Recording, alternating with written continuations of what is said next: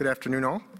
I'm Rick Fienberg, AAS Press Officer, and I'm very glad to see you here for this Tuesday afternoon press conference, the third in a row today, busy day, at the 231st meeting of the American Astronomical Society. Please silence your cell phones, and we will get started. So, the way these briefings work is that I will introduce all the panelists, and then they will give their presentations in sequence, and then when they're done, we'll do Q&A. We have people on the webcast as well, so we'll try to mix it up between those of you here in the room and those on the webcast. So this is, I don't know, third, fourth press conference on the Sloan Digital Sky Survey since I became press officer 9 years ago. It's a long-standing project that has been born and reborn multiple times and has been producing all kinds of great stuff. And so today we're going to hear the very latest results from a number of acronym-laden projects. I'm not going to read all the acronyms, but we're going to hear 4 presentations from 5 people. So we're going to start with, we're going to start with some remarks from the project spokesperson, Karen Masters, who's now in the process of relocating from University of Portsmouth to Haverford College. So she's going to make some introductory remarks, and then we'll come back to her at the end. So the first science presentation will be from Katherine Hartman of Pomona College, and she'll be talking about time-resolved spectroscopy of Cepheid variable stars. Then Robert Wilson from University of Virginia will present a result on exoplanets called The More the Metals, the Closer the Planet. So this will be a nice follow-up to the TESS Science Writer Seminar that we just had. Katherine Grier from Penn State will talk about measuring the masses of supermassive black holes. And then Karen Masters will come back and talk about supermassive black holes bullying even the smallest galaxies. And I want you to just note that we're talking about exoplanets, stars, galaxies, supermassive black holes. So the Sloan Digital Sky Survey, as you'll hear, it's a big survey, and it has applications across virtually all fields of astronomy. So with that, I'll turn it over to Karen. Masters 2.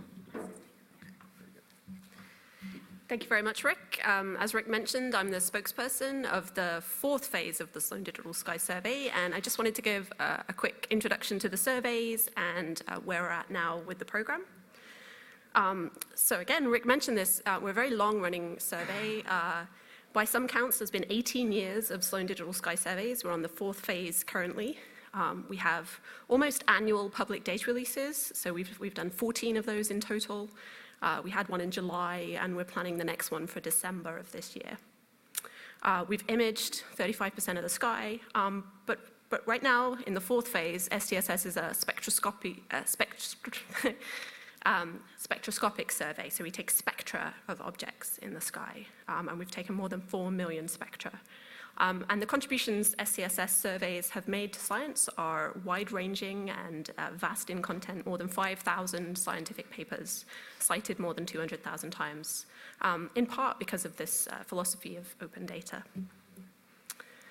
Sloan 4, the current phase, has been running since 2014 and comprises of these 3 main surveys. We'll get introductions to them as we go through the press conference today, because we're presenting results from all of them. So I'll move on from that. Just recently this year, we confirmed that Sloan 5 will be happening. And right now, we are still welcoming new institutions to join Sloan 4. And there's a sort of a combined deal with Sloan 5 if you're interested in that. We're an unusual collaboration. We have very little public funding, so it's primarily funded by institutional buy-ins. And we are a really big collaboration, more than 500 scientists and institutions all across the world. Currently, about half of the collaboration is in the United States, about a quarter is in China, and about a quarter is in the rest of the world.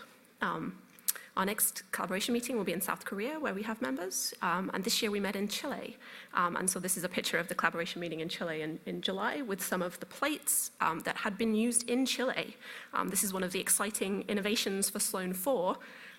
We are now using 2 telescopes, both in the northern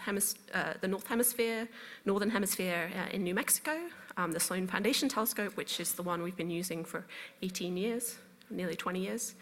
And now we're using a very similar telescope with a very different looking dome, but it's very similar inside the dome, the DuPont telescope in Las Campanas in Chile. That's particularly important for our galactic science because, of course, the galaxy is everywhere. It's in both hemispheres, and in particular, the center of our galaxy is only visible from the southern hemisphere. So by taking a duplicate instrument to the southern hemisphere, we can get a whole lot of new science about the galaxy. We did have first light in this past year. There was a press release that went out about first light for APOGEE South, and this was our press image for that, looking at some spectra of stars in the 30 Doradus Nebula in the Large Magellanic Cloud. We are hoping, we're expecting some big science results to come out of this in the next year. So maybe this time next year, we'll be talking about some of the first science from our APOGEE South observing. And this dual hemisphere Sloan is going to continue into Sloan 5. Sloan 5 is going big. The tagline is pioneering panoptic spectroscopy. We're going to be in 2 hemispheres with 10 spectroscopes. New technology will enable us to do 6 times more sources. And it's going to observe stars in the Milky Way right through to black holes in distant galaxies. I am not the spokesperson for Sloan 5. That is Gail Zazowski, who can wave. And please ask her more about Sloan 5. They have some beautiful graphics showing, again, this sort of dual hemisphere nature of the survey. Okay, so without further ado, here are our press releases for today. We changed the titles a little bit since we gave them to Rick, sorry. So we have A Century of Cepheids, 2 astronomers 100 years apart using stars to measure the universe. Kate and Rachael will present that. The long and short of it, iron-rich stars host shorter period planets, and Robbie will do that. How massive is supermassive? Astronomers measure more black holes further away that Kate will present. And I'll be presenting some work by my postdoc, Winds of Change, supermassive black holes can overpower even the smallest galaxies.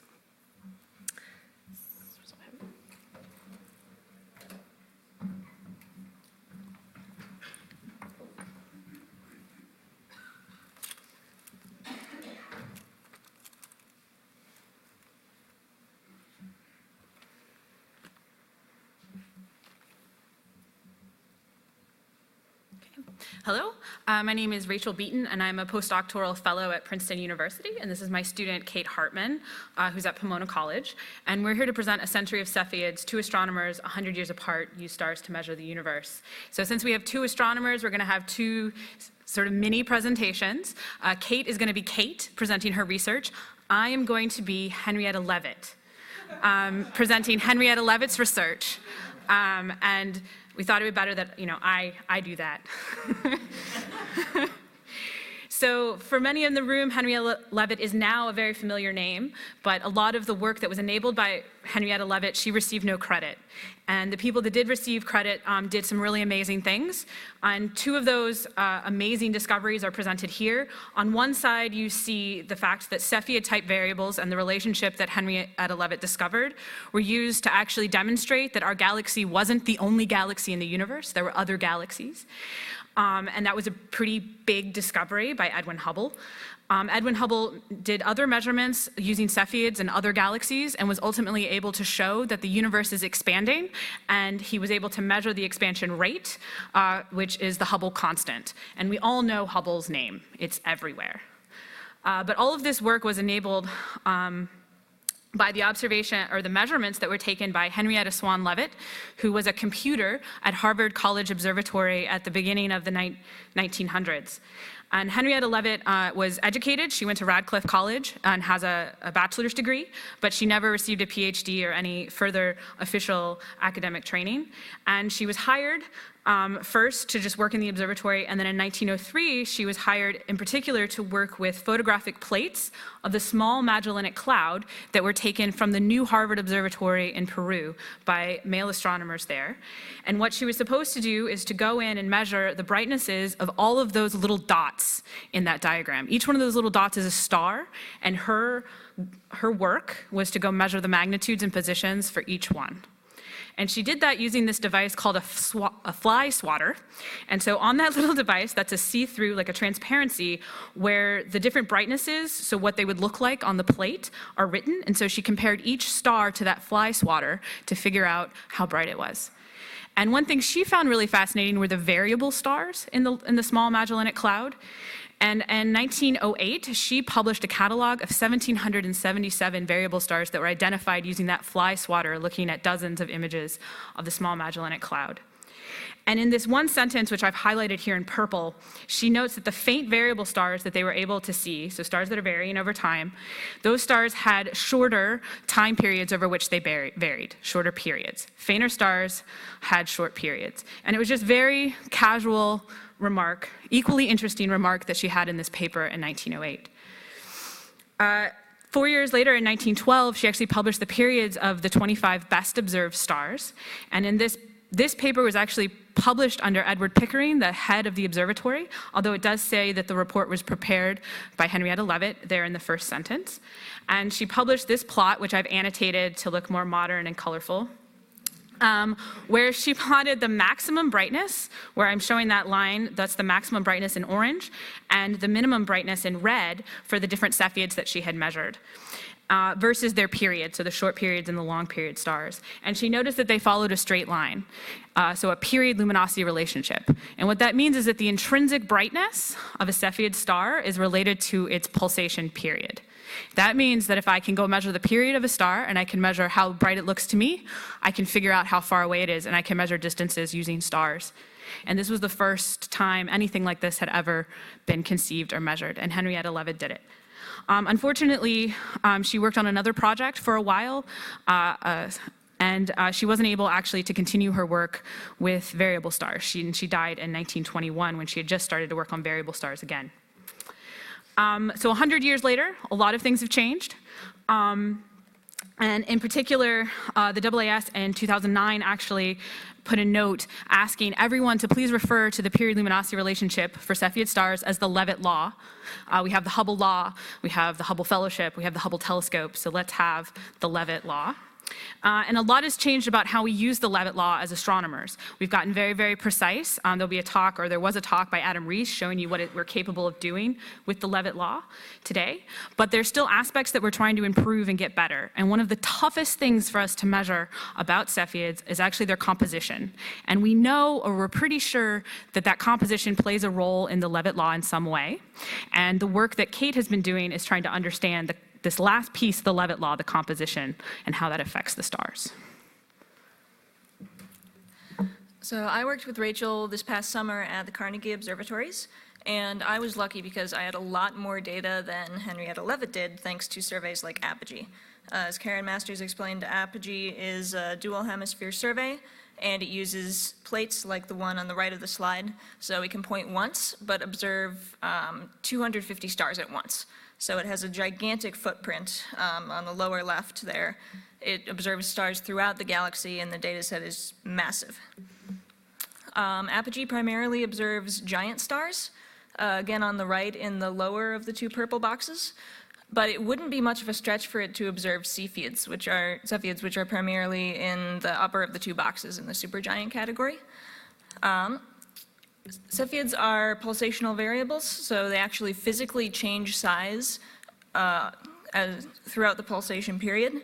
They are largest when they're brightest, so in orange there, and then they contract as they get dim.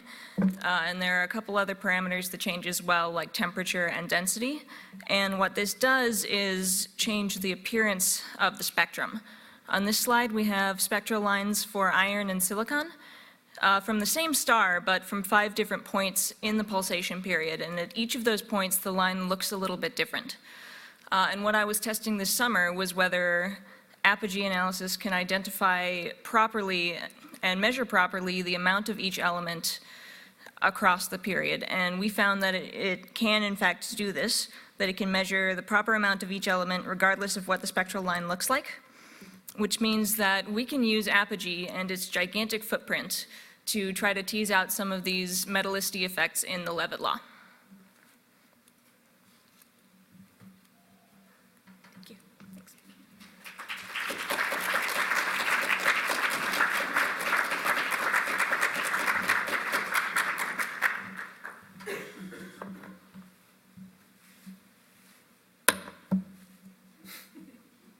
It's a fun button to push.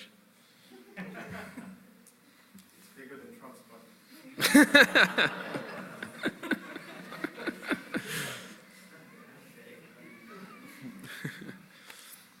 Okay, so I'm Robbie Wilson, graduate student at the University of Virginia. And before I start, I just want to recognize some of my collaborators, particularly Johanna Teskey, who's back in the corner, and Steve Majewski, who's my advisor, and did a lot of work to really promote this science. All right, so for several years, Kepler stared at a single area on the sky, simply searching for exoplanets. And to date, the mission has confirmed over 2,500 of these exoplanets. And each one has a very unique architecture. So for example, some stars have as many as half a dozen, all within the orbital period of Mercury, while some have 0 and even further away, large Jupiter-like planets within this small period range. They're really just all over the place. And so because they're all so unique and they're all so different, as a result, it's kind of a challenge to find some common patterns to link these systems together, right? Since all these exoplanets are so different, it's like looking for a needle in a haystack, except every piece of hay is a completely different exoplanet. And so all this massive variety in exoplanets really begs the same question, which is very interesting but very difficult to answer, and that is, how do these systems actually form? And as with many scientific areas that I've grown to appreciate, we have a very basic picture, but the details still elude us.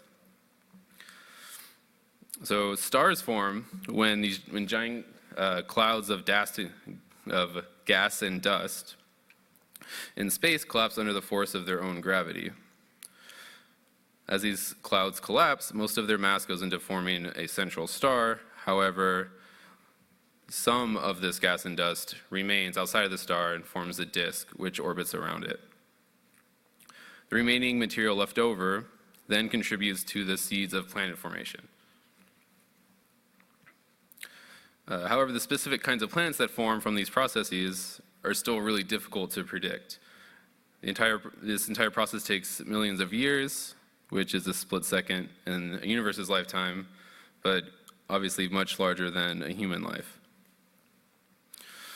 And so since we can't explicitly view planet formation from beginning to end, what we have done, we've adopted the strategy of studying the final state of these systems. And by that, I mean just the exoplanet systems discovered by Kepler, and trying to back out some of the initial state of what these could have looked like at the beginning. And so to do that, we would want some kind of measurable quantity that tells us about the initial state of the system. And in fact, there is something that we're able to use. The composition of the cloud of gas remains roughly constant as it evolves and forms into a star. And since this cloud also goes into forming planets and forms this disk that orbits the star at the time of planet formation, then we could expect that the chemical environment that these planets form in could be approximated by measuring the chemical composition of the stars themselves. And so this composition acts almost like the genes from which the planets form. And so if we can study these stellar genes and look for patterns that arise when certain genes are present, or certain, perhaps iron abundances or other elements, then we can begin to understand the role that stellar composition and the chemical environment plays in the role of planet formation. And so, of course, we measure these genes using APOGEE, as Kate described earlier. I'm going to go into just a little more detail, though. But the composition is determined through spectra.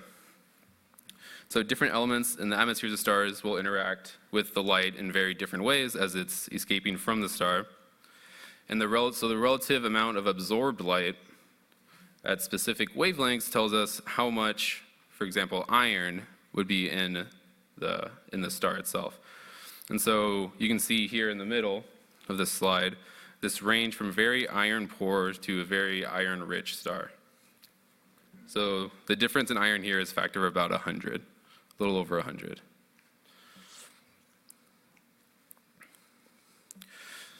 And so by taking these spectra, APOGEE measures the genes of the planet-forming systems.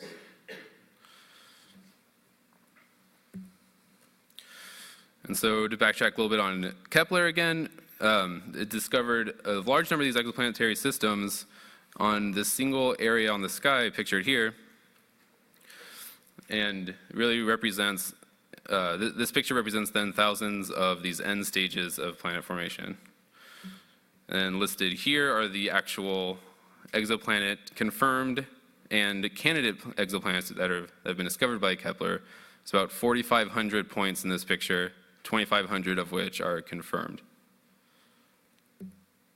And then lastly, APOGEE has observed a representative sample of these planet-hosting stars, shown here in red. So these follow-up observations allowed us to learn more about the properties of the stars, such as the temperature and the iron content, while Kepler tells us about the properties of the planets, such as the orbital period and the radius.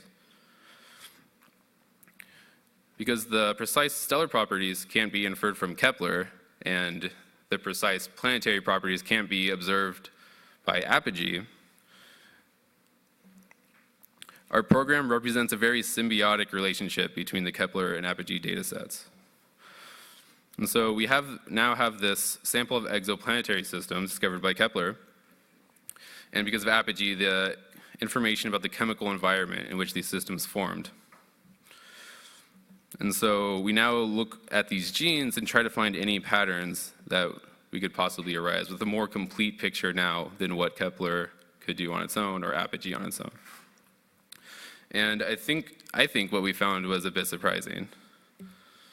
And so, of course, what we found was iron-rich stars host short-period planets. Or said another way, stars with a sun-like iron content will host warm planets. And so by warm, I mean periods less than about 100 days.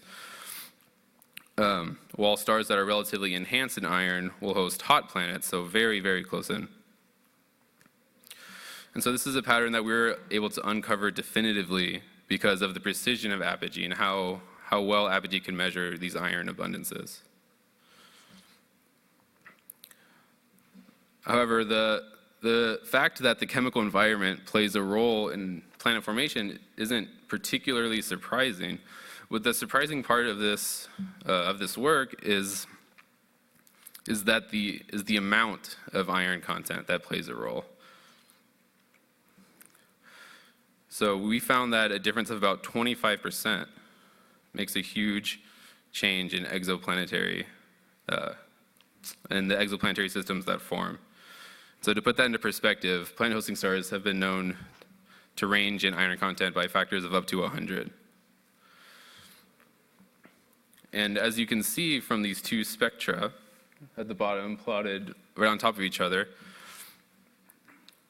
they're very similar to even a trained eye. It would be very difficult to pick the two apart. And to put that into even more perspective, iron makes up less than 2% of the entire stellar composition, and the fact then that a 25% increase in this small fraction means that only a very small fraction of a percent of a star has changed. And the fact that such a small change in stellar composition reflects a drastically different exoplanetary system really is quite surprising. It goes to show the drastic influence that even small amounts of elements such as iron have on planet formation.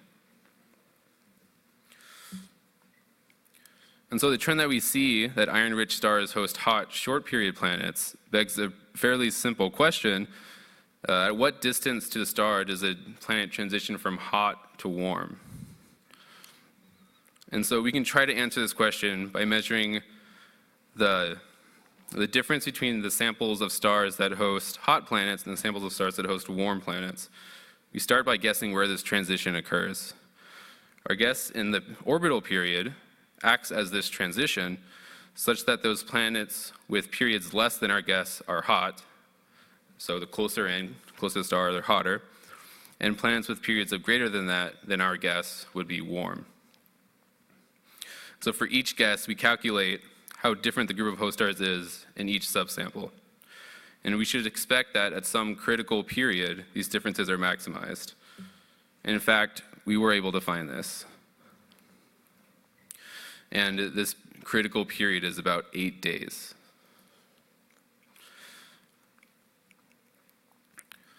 That is, this pattern that iron-rich stars host short period planets can be characterized by a planet orbital period of only 8 days. So this is our definition for a hot planet. And so what does this mean for planet formation? So the truth is we don't quite yet know. We have a few ideas, but we do need more work to figure this out, which is really the exciting part, I think, in all of this. However, if our hunch is correct, which is that this pattern is evidence that hot and warm planets have different formation histories, then this critical period of 8 days is the first major clue into determining what those different histories might be.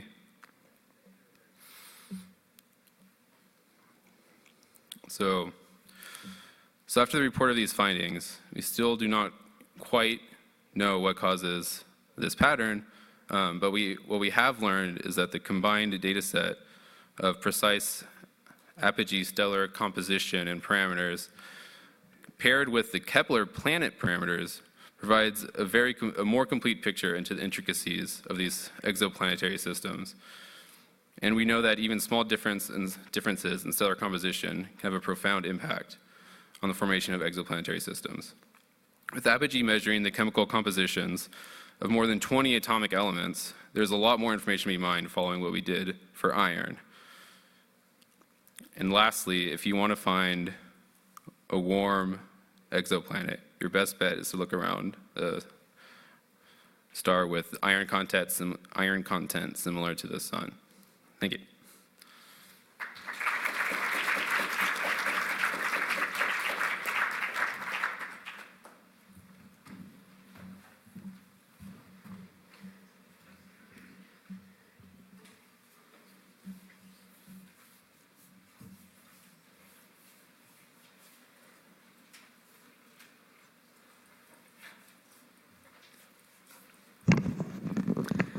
All right, hello everybody.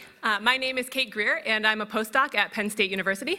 And today I'm going to be talking to you about a project that I've been working on to measure the masses of supermassive black holes. So first, let's talk a little bit about supermassive black holes. Supermassive black holes are thought to exist at the centers of most, if not all, massive galaxies.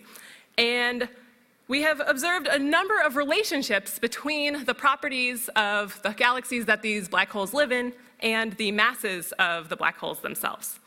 And the existence of these relationships suggests that there may be some sort of connection between the growth of the supermassive black holes and the growth of the galaxies that they live in. And so in order for us to fully understand how galaxies and their black holes evolve, we want to know more about these relationships. And so any theories of galaxy evolution also need to have accurate measurements of supermassive black holes. So in nearby galaxies, we can actually use the motion of stars and gas near to the black hole, the center of the galaxies, to measure black hole masses. But unfortunately, we can only do that for galaxies that are close enough that the telescopes can resolve a region very small at the center of the galaxy. And so for galaxies that are farther away, this is very difficult. And so what we do is we actually use a class of galaxies called active galactic nuclei, also known as quasars, to measure masses. And specifically, we use a technique called reverberation mapping, which I'll discuss in a minute. In this talk, I may switch between the words active galaxy and quasar. I sort of use them interchangeably. Historically, quasars are the more luminous or more powerful versions, but they're thought to be basically the same phenomenon. So the idea behind an active galaxy is we have a supermassive black hole with an accretion disk around it, a very, very hot material that's spiraling around the black hole and falling in. So this image that I'm showing is an artist's rendition of the center of an active galaxy. And so this material that's falling in gets very, very hot and makes this region very bright. And so we can see these objects across the entire observable universe. So the technique of reverberation mapping makes use of the fact that active galaxies are variable. So the little inset plot that's shown in this figure, if you look at the two panels there, these panels show the brightness of different light as a function of time. Okay, so the x-axis there is time. So you can see that the light in the continuum region, which is light that's coming from very close into the black hole, as indicated by the little swoosh sort of moving toward the center of the galaxy. The light from the center of coming from very close into the black hole is variable. And you also see the same signature in gas that's much farther out. In this case, I'm showing hydrogen gas that's farther out. And there's actually the hydrogen gas responds to changes in the continuum light, and these changes are delayed by the amount of time it takes for the light to travel out from the central region out to the hydrogen gas. And so there's a little bit of a time delay between the signals. So if the bottom plot in this inset is actually shifted by about 10 days in this case. And that 10 days is the time it takes for light to travel. And so this light reverberates outward, and we use this reverberation to get the distance of this gas, which you can't just directly measure because we can't resolve this region. We can use that to measure black hole masses. Now, in order to do this, so up until now, we have black hole masses for about 60 active galaxies that have been accrued over the past couple of decades. And the reason why there's only 60 when there's millions of quasars and active galaxies out there is because reverberation mapping is very observationally intensive. You need to observe these quasars or active galaxies over very long periods of time, and you need to have regular observations throughout that time so that you can observe these variability features and be able to identify corresponding features in the responding gas. And so typically when we're doing reverberation mapping, we're usually only able to observe one object at a time. And so over a night, we maybe observe 9 or 10 objects and hope to get good results for about half of those. And so it takes a lot of observing time, a lot of effort to accrue a large sample of black hole mass measurements that way. And so what I've been working on is actually a project called the SDSS Reverberation Mapping Project. And this is a multi-object reverberation mapping campaign using the SDSS telescope. We are observing 850 quasars at the same time using the eBOSS spectrograph plates. So the bottom image that is shown here is a little close-up of one of the eBOSS plates. There's 1,000 fibers in the eBOSS spectrograph plates, and so we are observing 850 quasars. The rest of the fibers go for calibrations. And we are also obtaining more observations at a couple of other telescopes, the Canada-France-Hawaii telescope and the Steward Observatory Bok telescope. And this project began observing in 2014 and is still ongoing. So we've now acquired 4 years of data and are continuing to observe at least through 2018. And the main goal of this program is to go from observing one object at a time, taking 6 months to get 5 measurements, to sort of doing industrial scale reverberation mapping, where we're now getting reverberation mapping masses for tens to hundreds of objects, and also to observe objects that are at larger distances than we are able to do with these nearby telescopes, or I'm sorry, with the other telescopes. So the results that I wanted to show you guys today is based on our first year of data, and we were able to measure black hole masses for 44 quasars. This plot that I'm showing here is a plot of black hole mass as a function of look-back time. And look-back time, so quasars with higher look-back times are at greater distances because it takes a long time for the light to travel from those quasars to reach us. So you can sort of read the look-back time almost as a distance-ish equivalent in this plot. And the purple circles are new observations, and the gray squares are the 60 measurements that had been done before the SDSS reverberation mapping project.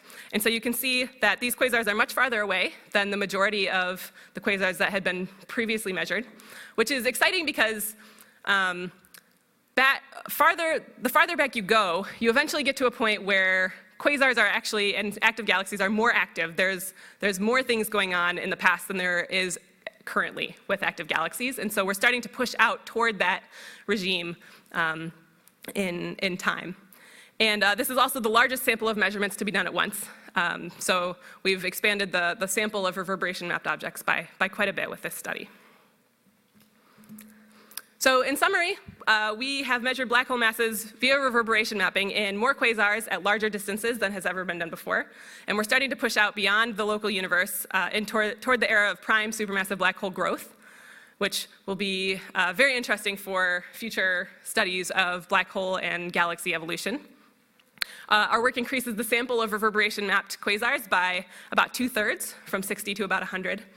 And this paves the way for future industrial-scale programs that are either currently underway or planned for the near future. There is a substantial reverberation mapping program planned for the SDSS 5 survey that will begin in 2020. So we're really looking forward to that. So measurements like these will inform future simulations and investigations of supermassive black hole masses and galaxy evolution. So I will end there. Thank you very much.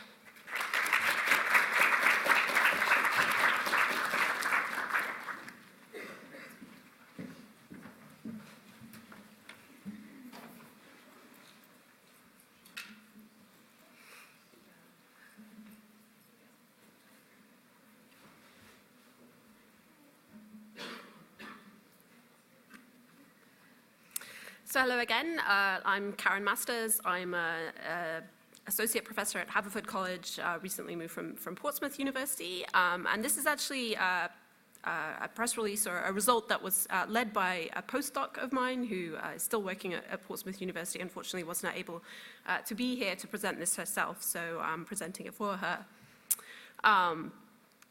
So basically, we use the SDSS for MaNGA data, the MaNGA project, to look and try to investigate how dwarf galaxies, some of the lowest mass galaxies in our universe, how and why some of them are stopping forming stars. So dwarf galaxies are much, much smaller than a galaxy like our Milky Way. So the image here, the large galaxy is a galaxy with a similar size to the Milky Way. And the little galaxy with the red box around it actually isn't physically next to that galaxy. We've just put it next to it for size comparison at the same physical size. And this is a dwarf galaxy in our sample. And it's a dwarf galaxy that is not forming stars. Dwarf galaxies, actually, most of them form an enormous number of stars. Many of the stars in our universe are formed in dwarf galaxies. While they're much, much smaller than the Milky Way, and galaxies like the Milky Way, there's many, many more of them. They outnumber Milky Way-like galaxies by 50 to 1. So you could actually talk about galaxies. These dwarf galaxies actually are the typical galaxy in the universe. And actually, it's our Milky Way that's an unusual galaxy. So this paper, led by Sam Penny, a postdoc at the University of Portsmouth, in this work, she found that a fraction of these dwarf galaxies that are no longer forming stars, show signs of feedback from supermassive black holes in their centers. And that was a big surprise, because while we know that supermassive black hole feedback is important for massive galaxies, particularly galaxies more massive than the Milky Way, but even Milky Way scale galaxies, it was not thought to be significant for dwarf galaxies at all. And yet we found evidence of it happening in about 10% of the dwarf galaxy sample that we've been studying. So just a little bit about the data that enabled that. This is from the MaNGA survey of Sloan 4. So MaNGA stands for Mapping Nearby Galaxies at Apache Point Observatory. In MaNGA, what we've done, shown in this lovely press release image that was made for a few years ago, we're bundling together the Sloan fibers into these little hexagonal bundles and plugging them onto individual galaxies. So each galaxy that's observed in MaNGA has a fully resolved spectroscopic map of it. The bundles range in size from 19 to 127 fibers, and there's 17 of them in total. So in each of those Sloan plates now, instead of observing 1,000 separate galaxies, 1 fiber per galaxy, we're observing 17 galaxies with up to 127 fibers per galaxy. So you can do the sums if you want to. So what that means is, in the little inset there shows you can get spectra right across the face of this interesting galaxy. So this is a merging galaxy shown in the example. And you can see the spectra labeled 1 is very different to the spectra labeled 2. You see very different features. By doing that, the three hexagons on the side of the slide here show some of the different maps we can make. We can actually make hundreds of different maps of the chemical composition, different types of gas in the galaxy, motions of different types of stars and gas. The three I've picked out are the average stellar rotation. So here the color shows the redshift basically relative to the center of the galaxy. So it's blue on one side, red on the other side, showing the rotation of this galaxy. And the one at the lower is the same galaxy, but instead of showing how the stars are moving, that's now showing how the gas is moving in that galaxy. We can do those two completely separately, which, as you'll see, is really interesting. And in the middle, instead of an optical image of this galaxy where you can see the stars, what we're showing is an image of where the H alpha is, this ionized gas that typically is associated with star formation in galaxies. And you can see it's really patchy and blobby. And actually looks a little bit like a high redshift galaxy, which is interesting. But we get a huge number of these maps of different galaxy properties from the MaNGA survey. So now onto Sam Penny's sample. In the MaNGA survey to date, she's been working with a sample of almost 70 dwarf galaxies that are no longer forming stars. Now that sounds pretty small for a Sloan sample, but this is actually the biggest sample of dwarf galaxies with this kind of data, I believe, that exists. Of these 70 dwarf galaxies, we found that 6 of them still have some gas in them, this ionized gas that is typically associated with star formation. So in their optical image, they look like they're not forming stars, but yet they have this gas in them that would normally be associated with star formation. So that's a little bit weird, right? So we looked, she looked to see what we could learn about the location of this gas and how it's moving and how that could help us to understand why this gas can be there, yet these galaxies are not forming stars. So these maps here show 3 examples of these dwarf galaxies. We've got the star motion, the stellar velocity field in the red and blue, and the gas velocities are shown in the sort of yellow and blue. And each row is one of these dwarf galaxies.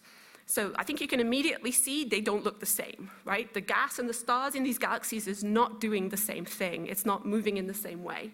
The top one's really unusual even in its stellar velocities. So the outer parts of this galaxy are rotating one way and the inner parts are rotating a different way.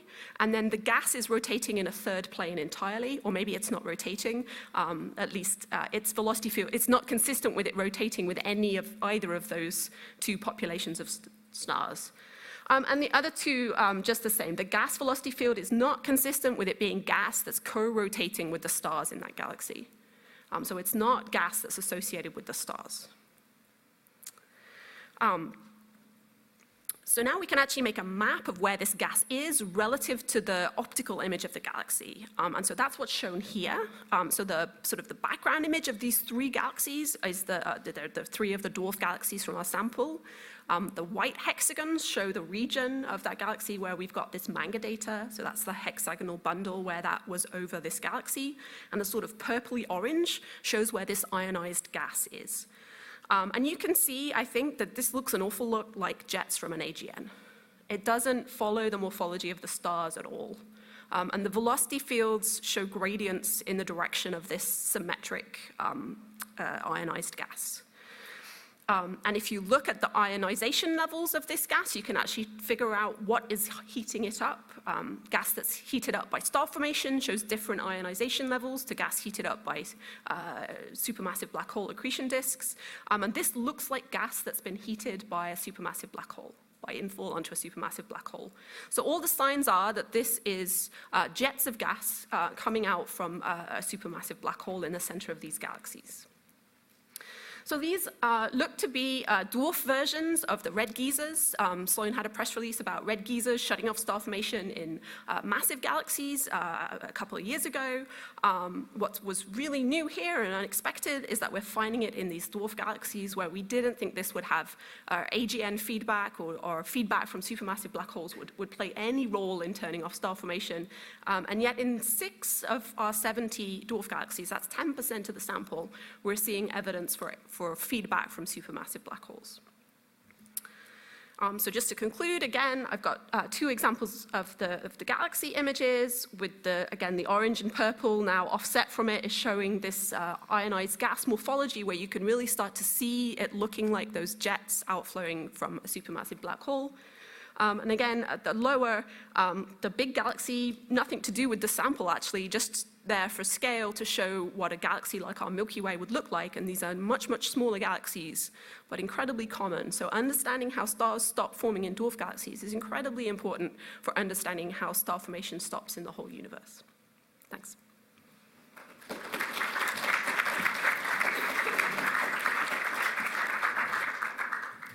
All right, thank you all very much. We'll take questions now. Who has the roving mic? Do we have a roving mic handler? I guess we came up short. Well, Nick will do it. Okay, thank you. So raise your hand, and when you get the mic, yeah, we'll start there with Jim. Identify yourself. Hi, Jim Manning here. This is for Katherine Grier. Could you explain how reverberation mapping actually allows you to calculate or estimate the masses of the supermassive black holes? Sure. Are these, okay, it's on. Yes, so if you can watch the motion of gas and dust around black holes, if you can sort of measure its velocity and you know how far away that gas and dust is from the black hole, you can use fairly simple gravitational arguments to measure the mass of the region inside the gas that you're looking at. And so one piece of the puzzle is the distance of the gas, which turns out to be one of the difficult things to measure just because we can't resolve that region, so we can't just plop a camera down and say how far away the gas is. And so that's what reverberation mapping does. But the other piece of that puzzle is the velocity of the gas. And we get the velocity of the gas using we take a spectrum of the quasar and measure the width of the emission lines that we're looking at. And the wider the emission lines, the faster the gas is moving. And so combining those two measurements along with some other a factor that accounts for what the geometry and configuration is of that inner region. Those are sort of the three pieces of the puzzle to measuring the black hole mass. So all of those things combined. Okay, we'll do Steve, then we'll go to Monica, and then we'll come over to this side. Steve Marin, freelance for Dr. Grier also. I assume there's no other masses determined by other means for the galaxies in your distant sample. That's one question. The other is, I can't remember my reverberation mapping, but are there masses from the Doppler methods for any of the previously reverberation mapped supermassive black holes? So the galaxies in our sample, there is a way to get black hole mass estimates by taking a spectrum and getting there's a relationship between the size of the region that we're measuring with reverberation mapping and the luminosity of the active galaxy.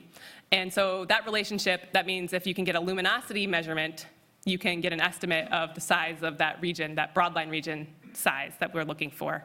But that relationship, though, is actually calibrated from other measurements that are done with reverberation mapping. So it relies on reverberation mapping, but you can use that relationship that's been established already to measure black hole masses. And that has been done in large samples of quasars, actually, out at larger distances.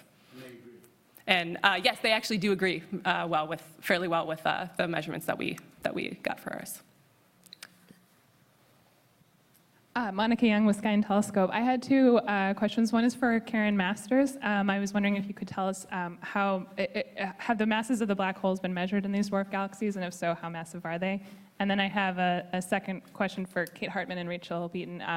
If you can tell us a little bit about what you've learned about the period-luminosity relation, or the Leavitt Law, and how does it affect things like what Adam Rees was talking about, the measurement of the Hubble constant? So I think the answer is that we don't have good estimates of the mass of the black holes in these dwarf galaxies. That's pretty hard to do.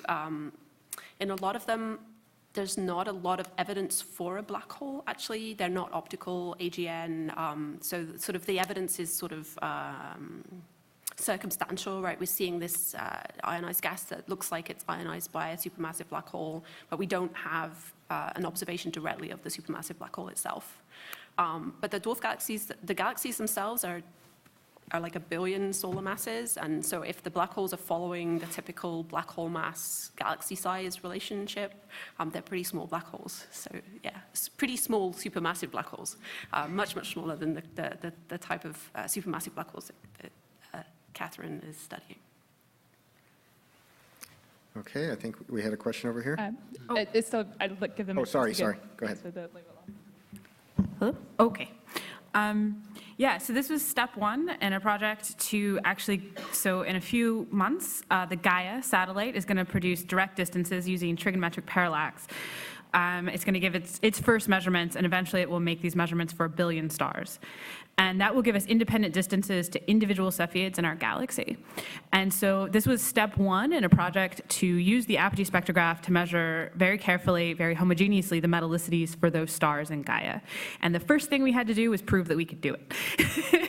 And so the objective is to go in and use, so right now when you're studying the metallicity effect, you can't use Milky Way Cepheids because you have to have an independent distance. And I don't know exactly what Adam has talked about. He had a paper come out. They've measured direct distances using HST for a relatively large sample now, but it's still on order of dozens. And that's just really not enough to span a large range. So usually what you do now is look at different galaxies that have different mean metallicities. And you actually don't know the metallicities of the stars because you can't measure metallicities for individual stars outside of our local group, really. And even then, you're very limited. So you're using mean metallicities measured from a different technique and trying to put it all together. You're not actually studying the physics of the stars. So what we want to do, and what Kate has proved that we can do, is use the APOGEE survey to do these techniques. And using other aspects of APOGEE and of Sloan, we can tie our measurements in our galaxy to the way that these things are measured in distant galaxies and try to figure out if our proxies that we're using in distant galaxies are good enough to do the high precision measurements that we want to do, if that makes sense. So basically, you're measuring it indirectly in external galaxies, and we really need to prove, to go to this next level of precision, we need to know that those are good enough. Okay, we'll take Govert and then David. Govert Schilling, freelance writer from the Netherlands. A question for Robert Wilson. I seem to remember a couple of years ago, this is a question about cause and effect, because there seemed to be the theory that the high metallicity of some stars with short orbit planets was due to planet capture. When planets would migrate to shorter orbits, some planets might be captured by the star and produce the high metal content. Is this theory still viable? How does it fit with your results? And the other question, and jet lag is my excuse, I didn't get what you were saying about the critical periods. What exactly does it mean?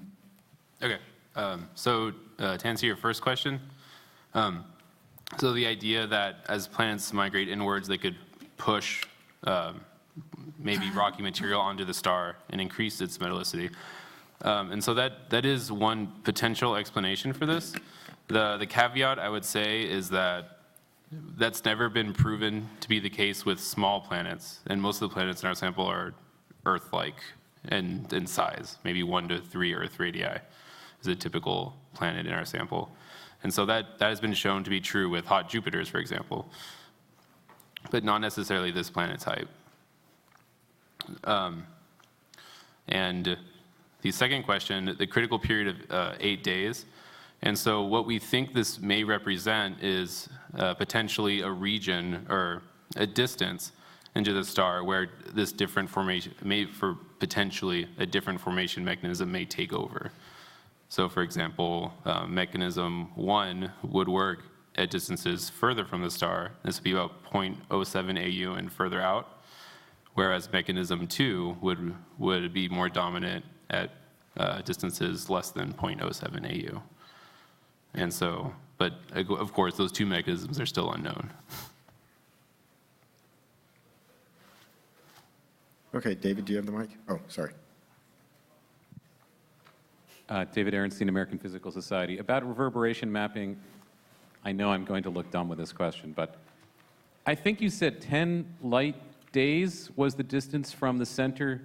You have you're getting light from the center, or maybe spectrum from the center, and then you're also able to get something from the edge of the galaxy? Go ahead. So that seemed awfully short distance for the radius of a galaxy, but go ahead. So it's not actually across the entire galaxy. It's actually just across this accretion disk, this is a very, very tiny region at the center of the galaxy. Okay, much better. Okay. Yeah, So yeah. now, and the other thing though is I thought of quasars as sort of being these distant point-like things that are very far away, but you must be looking at relatively close active galactic nuclei, I guess. Is that right? Because you can see that much of them, right? So the ones that we're looking at are actually fairly far away. You don't actually need to be able to, one of the glories of reverberation mapping is that you don't actually have to be able to resolve this region. It can look like a point, but because we're looking at a spectrum, the light from the inner part of the accretion disk shows up in a different part of the spectrum than the light from the farther out. So if we can just look at different parts of the spectra, we don't actually have to be able to resolve it. We can just have a point source for our purposes, and we can still make these measurements. So that's one of the things that makes quasars such a really useful tool for looking far back across the universe, because we can do these kinds of things with them without having to resolve them. Okay, let's come back down over here. And then we'll go back over there. Okay. I'm Betsy Hernandez. I'm a postbac at the American Museum of Natural History, and I had a question for Katherine. Does the density of the AGN disk play a role in reverberation mapping? And if it does, how so?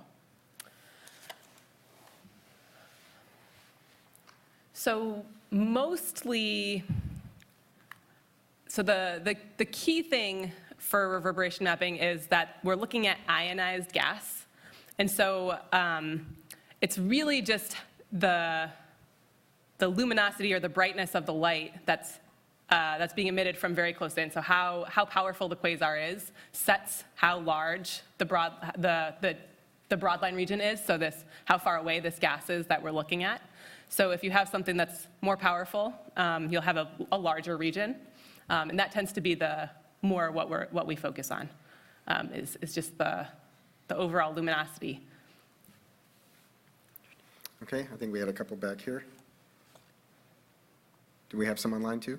Okay, so we'll do this guy here. Nope. Raising their hand.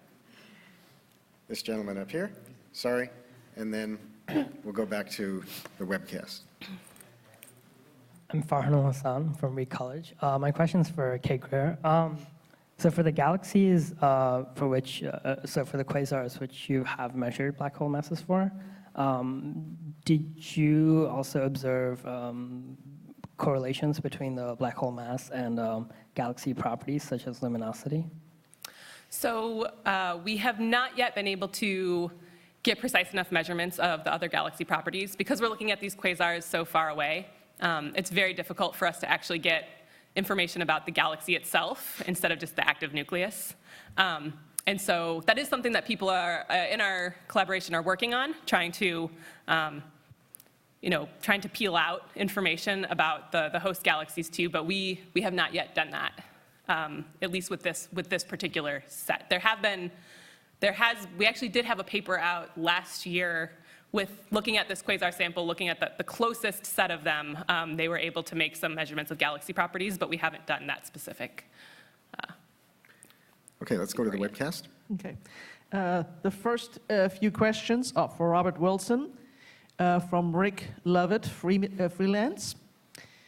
What are your hypotheses for how the iron content affects planet formation?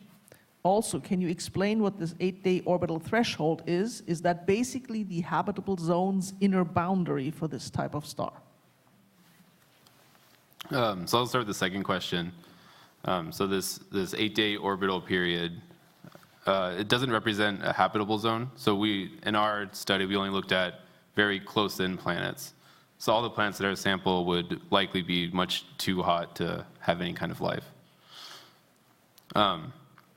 And so what it does represent is potentially a region where different effects may take over in forming planets. And so And so the second question kind of ties into that, is what are our hypotheses? So the two, I think, easiest ones to bring up is that for some reason, a metal-rich a disk, this protoplanetary disk, will either facilitate planets to move inward further than a normal metallicity disk would, or it would actually form closer in for some reason. And that reason, I think, is still a bit unclear. But we are working with some people to run simulations to try and find out what it could be. Okay, thank you. The next question is also for you, a follow-up from Rick Leavitt. The next question is about the variables. I note that this work also involves iron content of the stars. Does the fact that we have two studies relating to iron content in stars, albeit with very different effects, variables and planets, mean that there might be something special about iron itself in stars' behavior? I don't know who wants to take that. Do you want me to? Yeah. Oh, yeah, you can take this one. Okay. Yeah. So iron is an element, we often use iron because iron is the last element that is synthesized in stars, which means it's the heaviest element that that is made under sort of, it's the heaviest star stuff. And so that's a good proxy for the total metal content that's in a star, because that's the heaviest thing that could be made from stars. It's really the first tip of the iceberg of the chemical content of a star. And APOGEE is wonderful because it gives you 20 individual elements. So when we talk about iron, it's because it's just the first one we always look at, and it's the one that you have comparisons to because it's what's often measured in other studies. But it's really just the outermost onion layer of the magic that's in these APOGEE data sets. So I think what will be really interesting for the planet study and in our variable stars is what the other elements are doing, because the other elements are typically the ones that you measure in gas phase. So for instance, the work Karen presented is using gas phase measurements, whereas in stars we use iron. You don't measure iron directly in gas phase. So for the variable stars, we're actually interested in carbon and oxygen, for instance, because carbon and oxygen form something called carbon monoxide. And in Cepheid stars, it's actually forming and dissociating over the period of the star. So we're expecting that in carbon and oxygen, we might actually be able to see how the carbon and the oxygen budget is changing throughout the phase. And that actually might be the biggest effect for Cepheids, for instance, but iron is just what people use. As Mr. Rogers would say, all the elements are special. And just to add one more point to that is APOGEE actually measures iron to very high precision, I think more so than most of the other elements in the sample. Thank you. The next question is from Kala Cofield, space.com. I have a related question for Robert Wilson. Can you review why you think that there is a causal relationship between the star's iron content and this feature of the planets? Or is it still possible that these two variables are correlated, but one is not actually influencing the other? Yes, so the short answer is we really don't know. So there could be a causal effect. And it could be that they just happen to be related, but frankly, we just don't know the scientific reason yet. Okay, thank you. The next question is also from Kala Cofield for Katherine Grier. Can you provide us a bit more context about why a large population sample of AGN black hole masses is valuable to understanding galaxy evolution? Yes, so excuse me. So when we're looking at the relationships between the host galaxy and the supermassive black holes, there is some speculation that that these relationships may change over time.